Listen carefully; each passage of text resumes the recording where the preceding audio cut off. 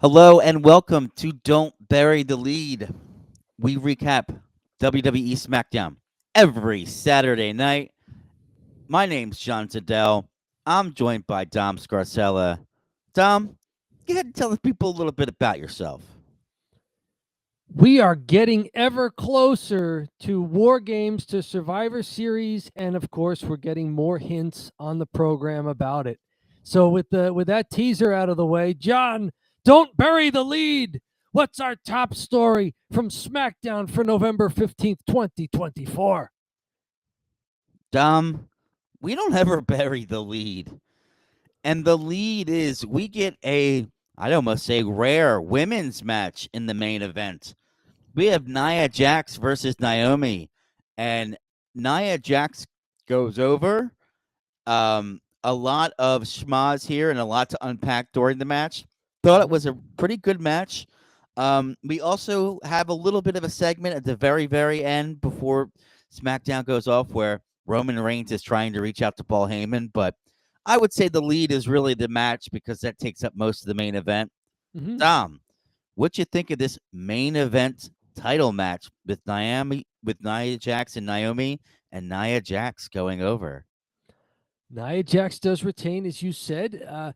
This was a fun match, and they let him go a while. This was close to 15 minutes, I think. Mm-hmm. From what I could tell here, close to 15 minutes. Just one commercial or so in the middle there. Lots of action. They're also setting up what looks like women's war games. So they're going to have a women's war games match. So, like you said, a lot of extracurricular stuff. Liv Morgan and Raquel Rodriguez were here. They attacked Bianca Belair and Jade Cargill backstage. They had previously mentioned Naomi was allied with the tag champs and with Io Sky, so that there were kind of four of them that showed up together on Raw. Mm-hmm. And strangely enough, just a little bit after their meeting in Saudi Arabia, it looks like Liv Morgan, Raquel Rodriguez, Tiffany Stratton, and Nia Jax are all going to be together. Yeah, That they just wrestled. right, and they just wrestled each other. They cost each other a title shot. Some of them did, and they're going to be a War Games heel faction because both of the women's singles title holders at the moment are heels. Mm-hmm. Looks like Candice LeRae may be joining them, which means there's one more person on the women's side to add. I don't think it'll be Bailey because they teased that she's not on the same page as Naomi with the alliance here. So they're bringing in a lot of different people. That's where they're going storyline wise. As far as the match itself, it was just a lot of fun. Eventually, the finish happens. Bailey's out there cheering on Naomi. Naomi climbs to the top turnbuckle for some sort of offensive move on Nia. Candice LeRae runs down, throws Bailey into the ring post, which kind of distracts and knocks Naomi off balance. That allows Nia to recover, climb the ropes, and hit a second turnbuckle Samoan drop. And then, as if she needed to, she also hits an annihilator. It's like overkill with the finishers here, and gets the pinfall. Plenty of other action during the match. John, what do you like from it? Do you like it? Was it a good match to you? Was it worthy of the main event spot? Was the schmaz too much? Take us through it as a viewer. I liked it a lot. They kept it. Well, I should say, for some reason, it doesn't happen nearly enough, but they kept it simple in the beginning, where you knew who the heel was, you knew who the face was. Nia Jax is great in her role. Um, we've talked extensively, and I'll continue to talk about how much she's improved. Yes. I love she has like a front headlock and ragdolls Naomi. So she's just kind of ragdolling her all over the place, making her look like a Yep. big powerhouse.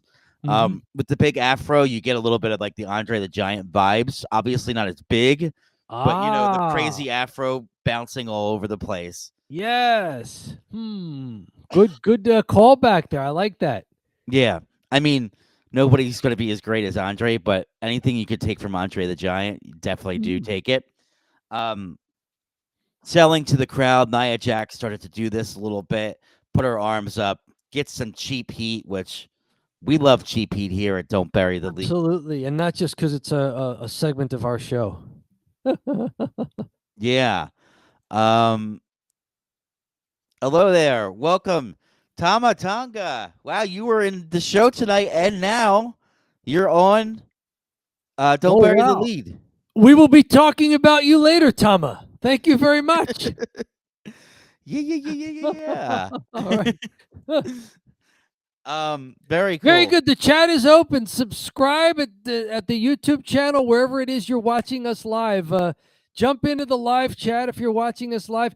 Leave us a comment if you're watching us on the recording in the archive at YouTube. But yeah, this will be fun. We've got chatters already. Yeah. So some pretty good stuff from the match. One thing I'll call out that I really wanted to call out was they build the match up. They do some wrestling in the beginning, and it's slow paced.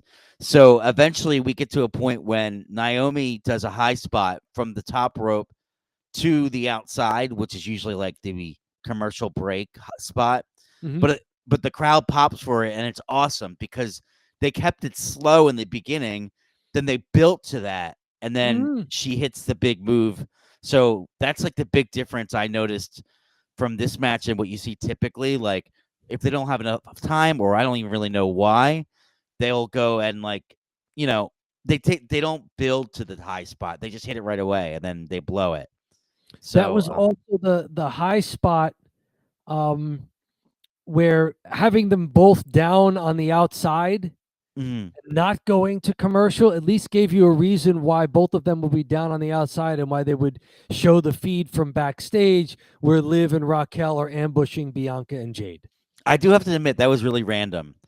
When they showed that and it had nothing to do with the match, and then it never had anything to do with the match, and I was like, I hit rewind and I rewatched it, and I was like, why was that there? And I was like, did they just leave that segment out? They needed to jam it in at some point. It's War Games. Yep, they're still building War Games. They got to hustle. It's 2 weeks away as we're recording this on November 16th, live streaming on the 16th. So it's only 2 weeks away. They got 2 Raws and basically 1 SmackDown, because the night before SmackDown, everything's already going to be set. So they got to move quickly. It looks like Candice LeRae might be the 5th woman on Nia Jax's and Liv Morgan's team, and they got to find a 5th for the babyface team. And I'm thinking if her eye socket has healed, it's got to be Rhea Ripley. Oh yeah, but that's a big if, right? Like if her eye socket's healed and she's going to be cleared by November 30th. I don't even know how long that injury lasts. I only know like Joel Embiid's gotten it, and that's always it always kind of lingers a little bit. Yeah, he has to wear the clear plexiglass mask just to make sure that he doesn't take another elbow there. Yeah. Yes, I wonder what they would do with Rhea Ripley. Is she going to get the plexiglass mask that she can then use as a weapon? That would be really cool. Now she's headbutting people with plexiglass. She might as well lean into the injury, right? Right, yeah. Well, wear an iron mask, like Iron Man or something, a suit of armor. Yeah. The only other thing I wanted to call out for the match is they had an awesome high spot.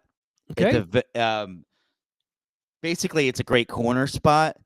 Yes. Where there is an attempted superplex, and it looks like it's going to be the superplex, but they hip over and gets a pinfall. I'm trying to think of what happened specifically. I don't have it in my notes. Yeah.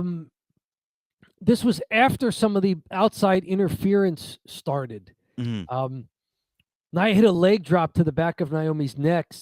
Naomi recovered as Nia was climbing the turnbuckles, and it is huge step up enziguri. Like Naomi's got the flexibility. We'll give her that. Right, huge step up enziguri there. The kick to the side of the head.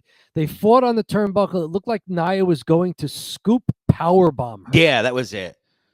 And instead, Naomi held on and turned it into some sort of flip slam of her own. It wasn't really a hip toss, but it was something where Naomi almost small packaged her on the way down so she wouldn't let Nia release on the slam. Yeah. And wound up slamming Nia as they both rolled over. Whatever it was rad. It was really, really awesome. cool. I haven't seen it before. Naomi got a 2.5 count out of it.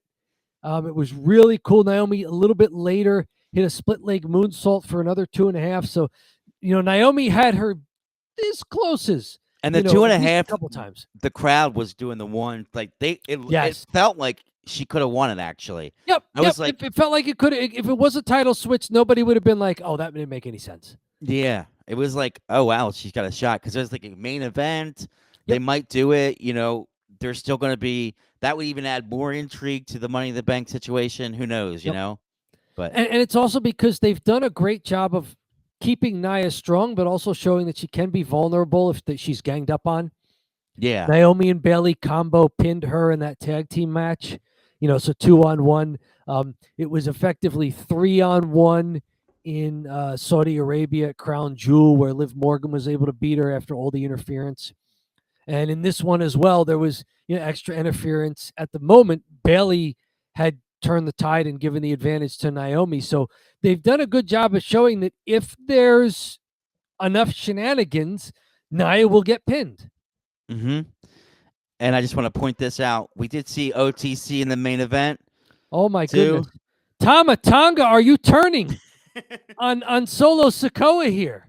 This is OTC comment. This is we've got some intrigue here at Don't Bury the Lead.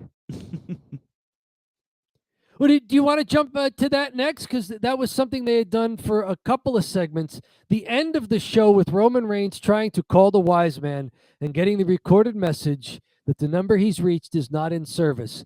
That was not out of nowhere. There was earlier in the night, Jay and Jimmy and even Sammy had been saying, "Are you going to call him? Why don't you give him a call?" And they didn't say who it was.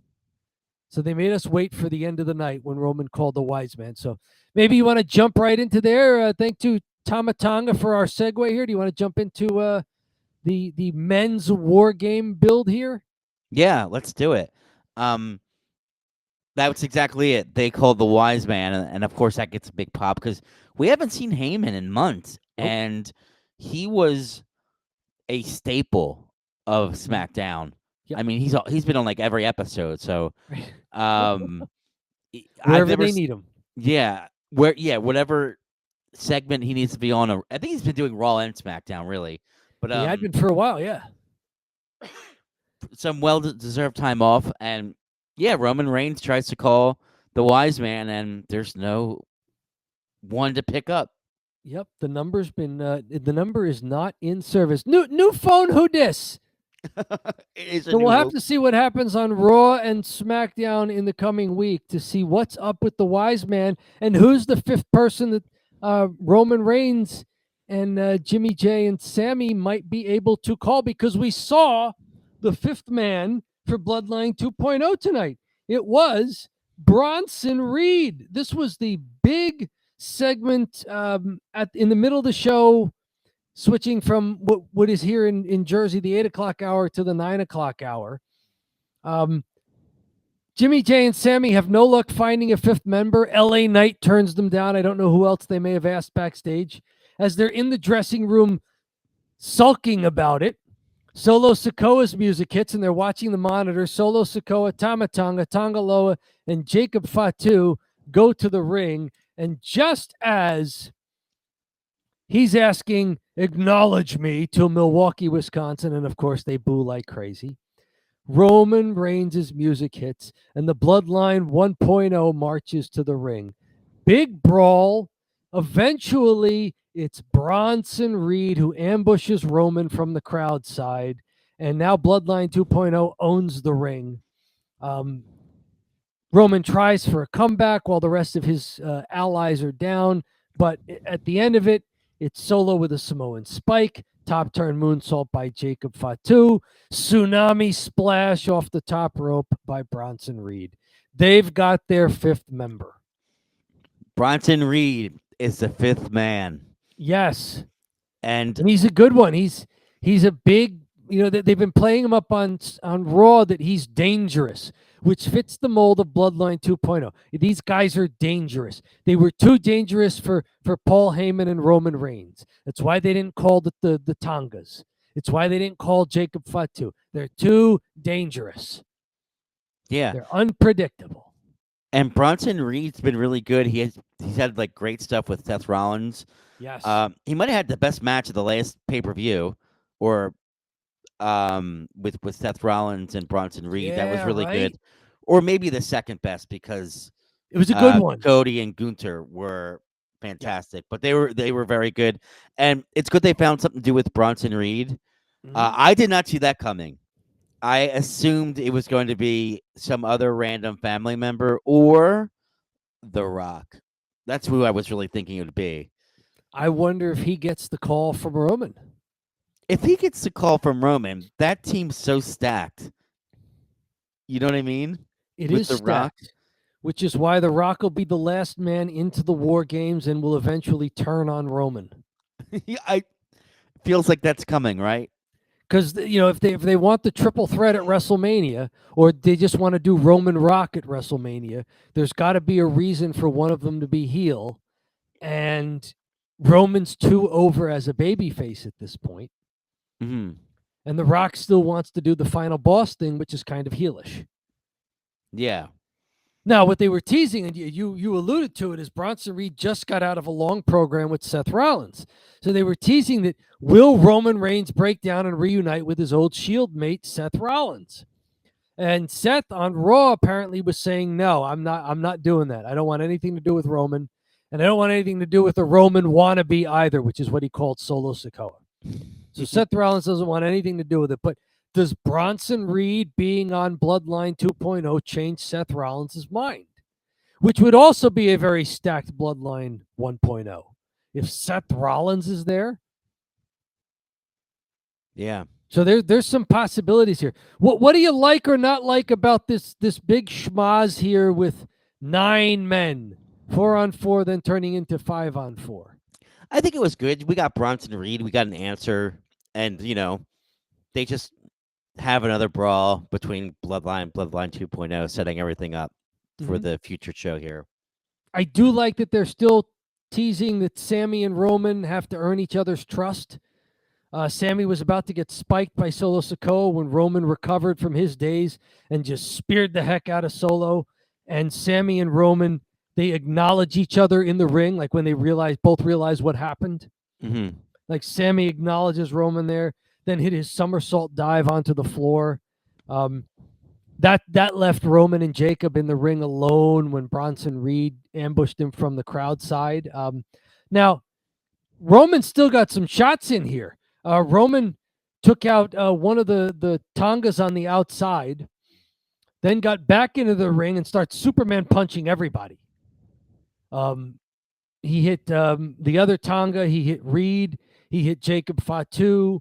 But it was just too much the numbers game. That's when Solo grabbed him from behind and very quickly spiked him, Mm-hmm. leading to the end. But it was a good thing. Roman looked strong, but not against 5 guys. 5-on, 4-on-1, 5-on-1, Roman couldn't hold them all off. But Roman did look strong again for a while here. So I think it's coming together. I think women's war games and men's war games are they are slowly taking shape. There's still a 5th member for each of the babyface teams to work out. But I think in the second hour of SmackDown, we got plenty of both women's War Games competitors and men's War Games competitors from both SmackDown and Raw on this special edition of SmackDown. Mm-hmm. What let's think here. How far away is War Games? 2 weeks. 2 weeks? Yeah, 2 weeks so from tonight. they There's got to one do something by SmackDown and next 2 week. Raws. Yep, there's one SmackDown and 2 Raws left for them to get this together. Yeah. Because the SmackDown the night before, they can't be waiting. They have to have it sealed. They can't have. We still don't know. They I gotta don't know print- what's gonna happen tomorrow. We've made the posters and everything, but I don't know. We made all They the have- graphics for the computer. They have to at least print the T-shirts at the show, right? Right, like they need to. Like, there's somebody be there in the arena screen printing T-shirts because they just announced it the night before. Now they're going to be finished by Raw on what is that 25th. Or I guess last year the Randy Orton was the surprise person, right? They had a surprise guy, and then it was CM Punk. Well, CM Punk was not involved in the War Games match. Yeah, but like the way they set it up was uh Randy Orton was the surprise He was person. the last man in, right? Yeah. So they Makes could sense. Make the baby faces scramble to fill out their teams. Mhm. Like the heels are a well-oiled machine. It's the baby faces that have to scramble and find somebody because apparently baby faces don't have friends, but heels have friends. Mhm. It's that wrestling logic again. Right. Yeah. That's all I got for the War Games teasers and the build for both the men's and women's matches here, as shown to us very thoroughly on this episode of SmackDown. Where to next, my friend? Yeah, so um we kind of jumped the gun here for the follow, but I think it's a good idea to lay everything out because we had so many changes with the War Game stuff. Um, we had a couple different matches here. Let's see. Let's see. Maybe we can do Bailey versus Candice LeRae. Mm-hmm. That's the opener. Oh, Candice LeRae and BFAB in a triple threat match. Yes. And I'm thinking to myself, I don't think I've ever seen BFAB wrestle, or at least in Been a something that was. while. It's been a while. I haven't seen her because they played her music. I had no idea what that was. I Mhm. saw her come down. I'm like, BFAB. Oh, okay. Yeah, maybe in a mixed tag or something, but not in a women's only match. And this is for the women's U.S. Championship tournament opening round triple threat match. Yeah, and Bailey ends up winning against Candice Yep. LeRae and BFAB, which is Mhm. pretty which makes sense. But I thought it was a good matchup. I did too. What did you think of this one, Dom? I liked that early on. It seemed like they were kind of feeling each other out, which makes sense because BFAB has not wrestled a lot, but she winds up being involved in a lot of the action. Oh yeah, She gets rolled up by Bailey. She kicks Candice LeRae off the ring apron, then goes to attack Bailey, but Bailey surprises, rolls her up, and stacks her for the pinfall. This match goes about in the 10-minute range there, just right around 10 minutes, including one commercial break in there. But I thought everybody looked pretty good. BFAB wound up hitting a power bomb on Bailey, who was trying to suplex Candice LeRae off the top. And it was a neat move with all three of them because as BFAB is power bombing Bailey, Bailey's still holding on to Candice LeRae, but not for a suplex. Candice LeRae holds on and winds up cross bodying her and almost pinning her. But BFAB, as she rolls, notices it and breaks it up. So that was a neat sequence involving all three wrestlers. that was the best sequence of the match for sure. Right, yeah, and there was another it. one where they had all three of them involved as well. Candice LeRae hit a chest cracker on Bailey, and as she landed, it was a senton on BFAB. She wound up covering each of them in succession, but each of them kicked out. So that was Candice LeRae's first big opportunity for pinfall, and then the second one you talked about. Any other spots you liked? Just the vibe of the match overall. You've got Candice LeRae, who's very small, Bailey, who's kind of a solid wrestler, thick lower body, so she looks like an athlete. BFAB, who's muscular and taller Yeah. as well. But what did you think of the chemistry here and how the match played out? Well, taller than Candice LeRae, who might be under 5 foot. Yeah, right.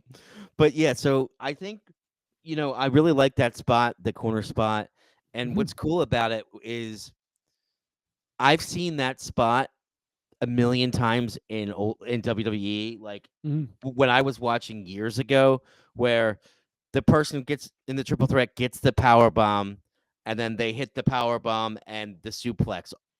So Yep. the two guys are kind of knocked out or hit silly. Yep.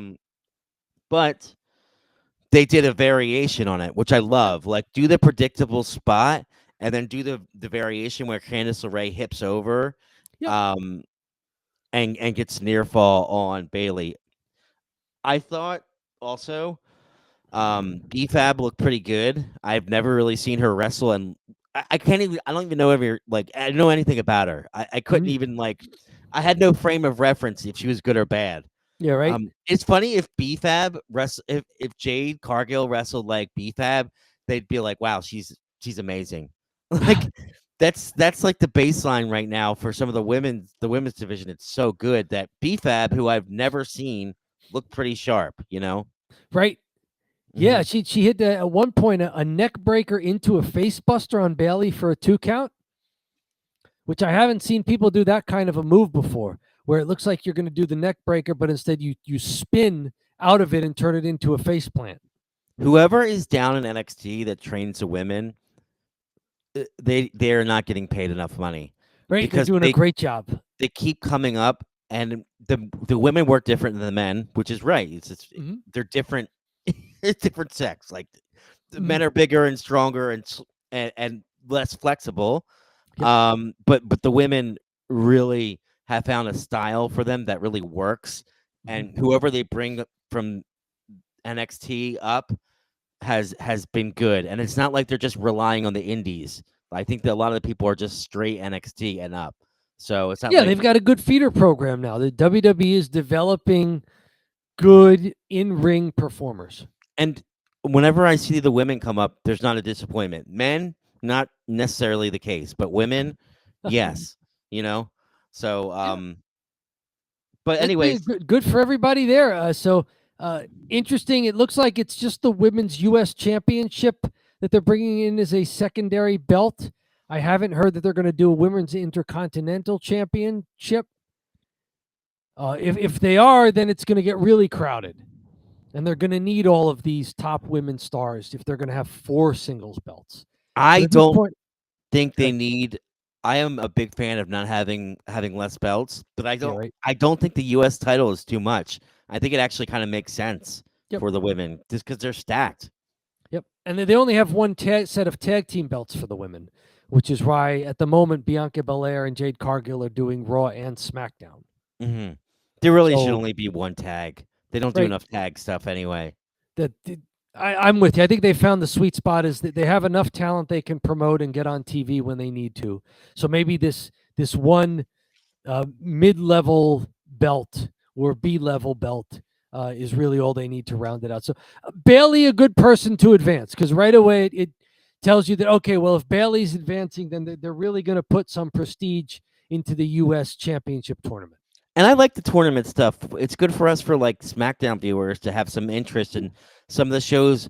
They're not just building to. It's not just like a storyline build to the pay-per-view, which at times I could be like, yeah, I could have just skipped this. Yeah. It's It's very obvious. Belts are a ready-made angle. yeah, Why are these people fighting? Well, because they're all going after the title. right, There it is. There's your 100%. instant animosity. That's Mhm. why they have heat. They're all fighting for this new title. There you go. And as SmackDown viewers, it didn't matter that we weren't told about this last week. What's the angle with it? You know the angle. Triple threat to advance in the tournament for the new title. Simple. We Mhm. get it. Um, speaking of U.S. titles, maybe we can move now to L.A. Knight. Yeah. LA Knight has a promo Yeah. section, a section of the show is dedicated to an LA Knight promo, which are always great. Hmm. And then LA Knight eventually faces Berto after his Berto and his crew come down. Yep. Open Uh, challenge. So LA Knight, he's the fighting champion. He just issues an open challenge. Who wants it? yeah. During the yeah, can't help it. I'm talking about LA Knight. Yeah. LA Knight gets a little cheap heat here from the crowd as he calls out Logan Paul for never defending the title. And then he's like, it's okay. You can boo Logan Paul. Boo. He's, so Logan Paul catches a stray. He's not even there. Yep. He's getting the business from LA Knight. And It's good for him that they keep mentioning his name and they remember him, right? yeah, and I liked the cheap heat from is it Alberto or who is it? Oh God, I've been Well, blanking his name. Santos Escobar came down Escobar with and Angel and Humberto behind them, and Electra Lopez. yeah, Santos Escobar had some good cheap heat. Yep. Uh, you know, ragging on the Milwaukee crowd, calling them Milwaukeeans, and trashing the team. And then LA Knight had some good cheap heat, uplifting the team, talking about Gianna scoring 59 points. I was like, I love cheap heat. Go for it. Right. And the crowd loves it too. Like they're in the building. Yes, they're in the building. In the building where the Bucks play. So they're perfect. Right. Now, I thought it was interesting how they chose Umberto. As they're going back and forth on the promo, LA Knight is saying, they're telling Santos Escobar, I've already beaten you, but this guy here over your shoulder is, staring a hole in me here. Maybe he wants to step up.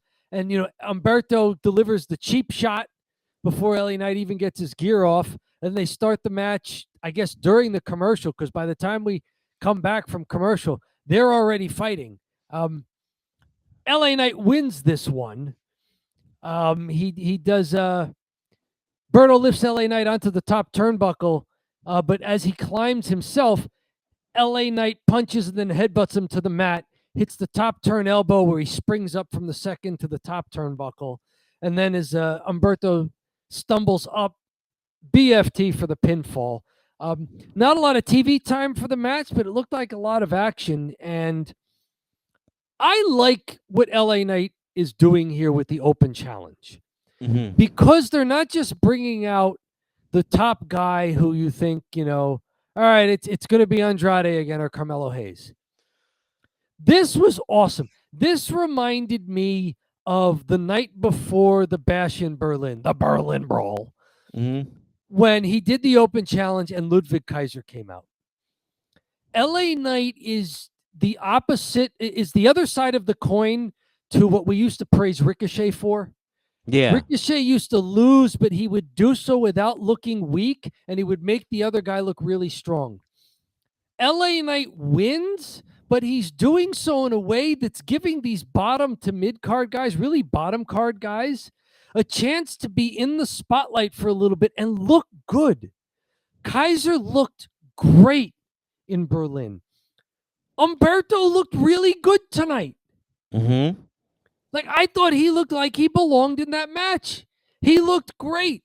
So LA Knight has a way of doing this where he's going to win the match, but he does it without looking weak and also giving the other guy a chance to look strong. Like, this is a really good skill. And maybe it's because Shawn Ricker's been around for almost 20 years on the indies, in Impact, in the NWA, wherever, before he finally got his shot at the WWE as LA Knight. But he's good at working with guys who haven't been in the spotlight before. It's funny. That's a perfect description. He's a reverse Ricochet, where he is winning all the time, but makes guys look great rather than losing and making himself look protected and strong. Right? Yeah, he's not burying guys. He's not he's just out doing there. The opposite. He's fighting guys that he should beat easily, but he's letting them look strong without making himself look weak. Yeah, that's not easy to do. No, it's not. And you see it sometimes you see this just become like squash matches, basically. Yep. And even though it has a time frame of a squash, they had enough action in there where Berto looked good and, hey, get some TV time. If they went the whole commercial before we got back to coverage on USA there, they probably got about an 8-minute match out of this. Mm-hmm. So they had pretty good time here. I mean, Umberto, let's see here. At some point, LA Knight did his leap up to the top turnbuckle for the superplex. Berto caught it, shoved him off to the mat, and then hit a really good-looking top turn missile drop kick. Got a 2 count out of it. Berto kicked out of a DDT at 2. He did Berto does an O'Connor roll for a 2 count. And as LA Knight kicks out, Berto hit the ropes, rebounded with a kick to the face for another cover and a 2 count. So he looked pretty good. Now, LA Knight looked good as well.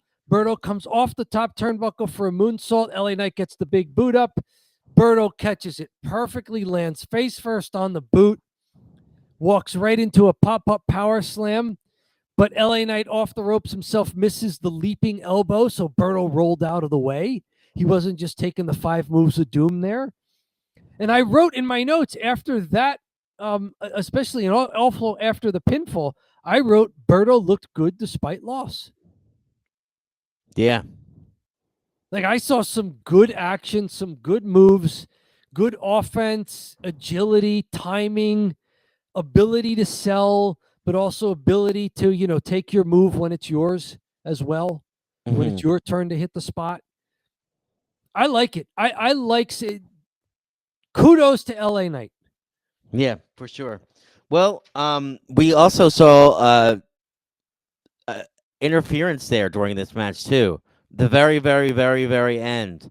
We see Yes. what I wrote down as Zombie Nakamura. Because Shinsei Nakamura returns and jumps into the ring and attacks LA Knight. And Yep. he's got all this zombie makeup on. So I'm like, I just called him Zombie Nakamura There you return. go. He wore the black trench coat. It looked like the Undertaker. He did. He's a goofy. I shouldn't call him goofy. He's always got like unique characters, especially in the WWE. He kind of was like a Michael Jackson impersonator almost for a while there. Like when he first came into Okay. WWE, like he had the red leather on and stuff like that, and would like Okay. dance around like this and do all this stuff. So he's always out there. That So reeks of Vince McMahon. honestly, he came into the WWE doing that stuff. Okay. Yeah. Sorry, Vince. I apologize. No, it probably was more that Vince loved it and brought him in as a result. It's like, Right. oh yeah, is he oh my god, a minority dancing? Bring in Ooh. Japanese Michael Jackson. Yeah, brother. Oh, that's good shit, right? um, Yeah, this will be fun. Shinsuke Nakamura had a good program with Seth Rollins when they brought back the World Heavyweight Championship.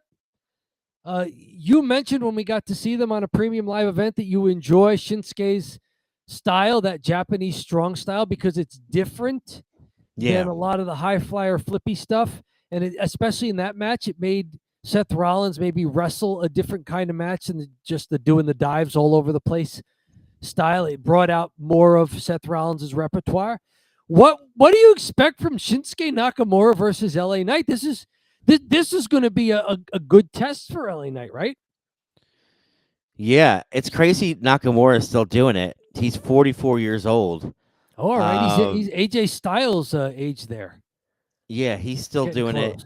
And yeah, I mean, he took some time off. He came back. He's got a new character. Give him a shot. See what he can do. LA Knight is very, very competent in the ring, and it'll be believable because LA Knight's he's so big. Like it's always one thing that's underrated about LA Knight is he's just a huge dude, right? He's stocky. Yeah, He's not tall, but he's stocky. He's in that. He's probably in that 240-pound range, if I remember what they bill him as. He's a stocky guy. Yeah. Mm-hmm. So I the think thighs, the shoulders, the chest. He works out, bro. he definitely does. He looks like he's definitely at least in the gym 4 days a week doing the strength stuff. Staying on top of the that whole pop thing. up tilt the world power bomb is not easy. Right. That takes strength and agility at the same time to do. And we've seen him do it to a bigger guy like Roman Reigns. Mm-hmm. Yeah. LA Knight he's no joke. So, we talked a lot about LA Knight and Berto. Any match you want to go to from here? One more match, tag team championships. Match winds up getting thrown out. It's the Motor City Machine Guns, the champions, Alex Shelley and Chris Sabin, versus the number one contenders, the Street Profits, Montez Ford and Angelo Dawkins, with B-Fab in their corner. This match goes working overtime. What was it? B-Fab working overtime. Right, she's in at least 3 segments because she was also in a backstage one as well. Mm-hmm. So yeah, she's earning her paycheck for this week. Mm-hmm. She's out there again. This match goes about 10 minutes before Tommaso Ciampa runs in and just gets the match thrown out by beating up everybody. He's annoyed that he and Johnny Gargano DIY did not regain the tag team titles, and he's just beating up everybody, gets the match thrown out. Johnny Gargano comes down to try and calm him down. Ciampa winds up shoving Gargano and storming out of the ring. So Now they're teasing that there's going to be a breakup between Johnny Gargano and Tommaso Ciampa, which probably thrills Dave Meltzer, who gave very high star ratings to their NXT matchups when they were feuding one-on-one. Right? Yeah. So if they're building to Ciampa versus Gargano on the main roster now instead of NXT, that's going to be something. What about this match though? Before it got thrown out, I thought this was a pretty good match. Yeah, I like the Street Profits at one point. Angelo Dawkins hits a shoulder charge and knocks one of the motor gun. I guess what are they called? The guns, we'll call them. One of the guns. It was Alex Shelley over the announce table. Yeah. Yeah. That move, that shoulder charge was wild because he got him so far up, Yep. and it looked like he went to like kind of lean back and hit the table, but he like overshot the table. Yeah. And got it.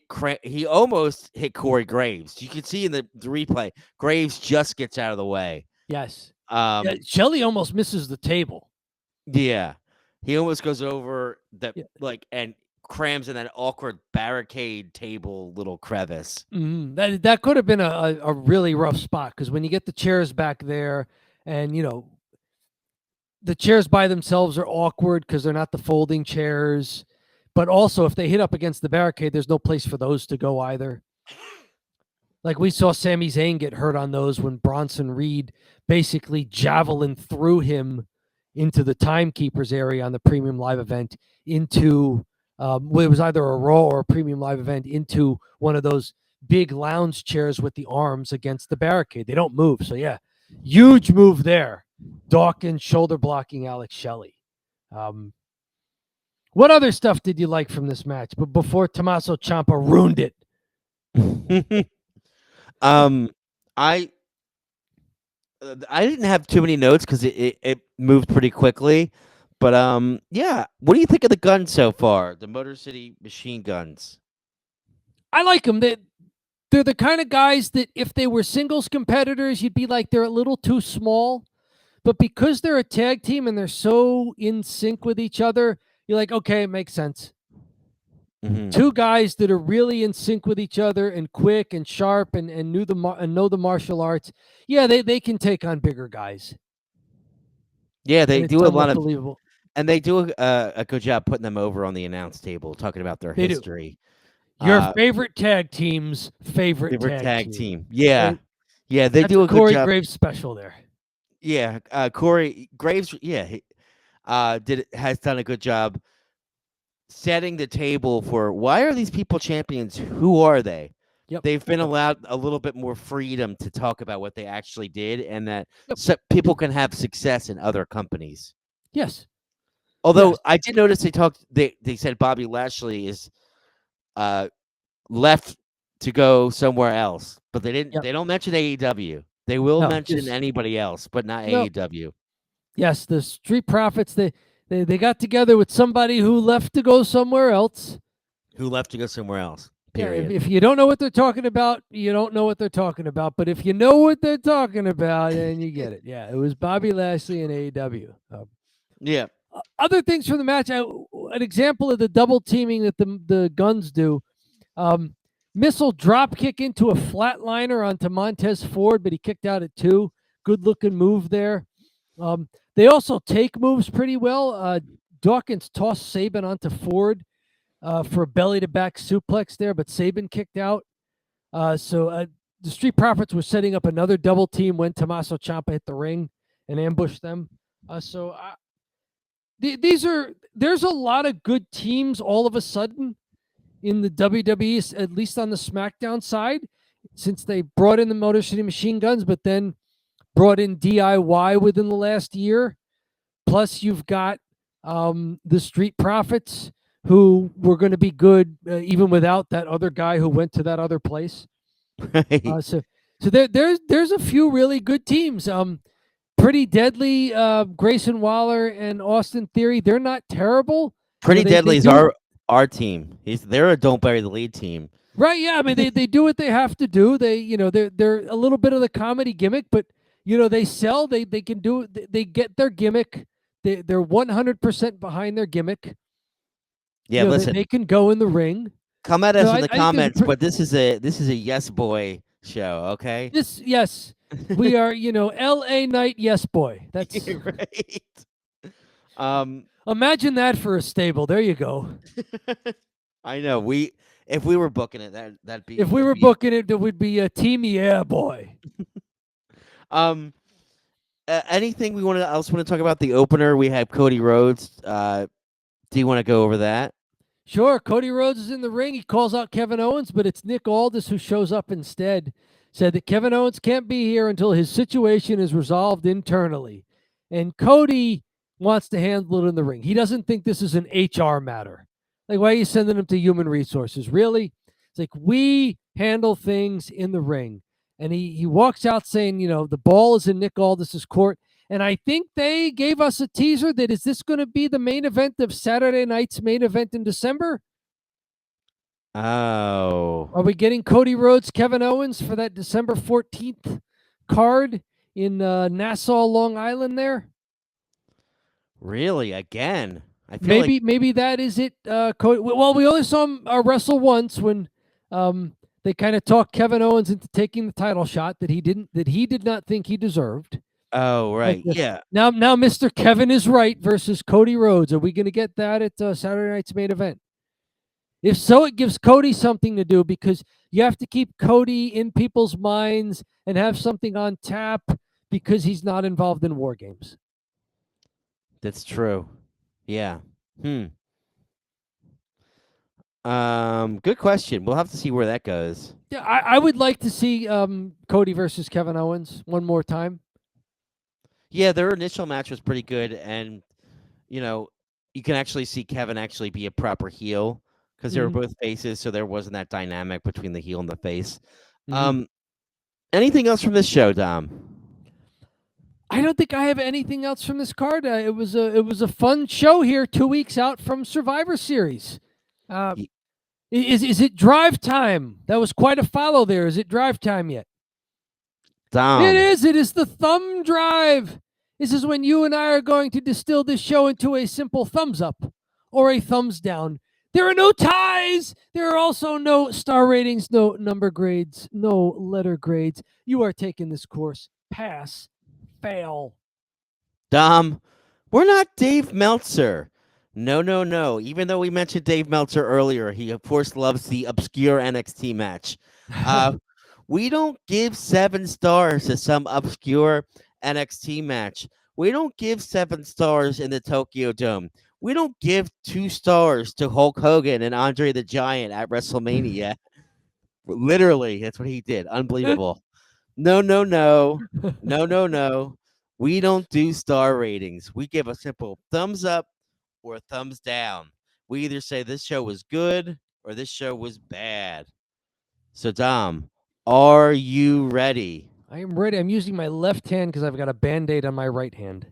Okay, we'll go the opposite direction this week. Well, it's still up or down, so we're okay.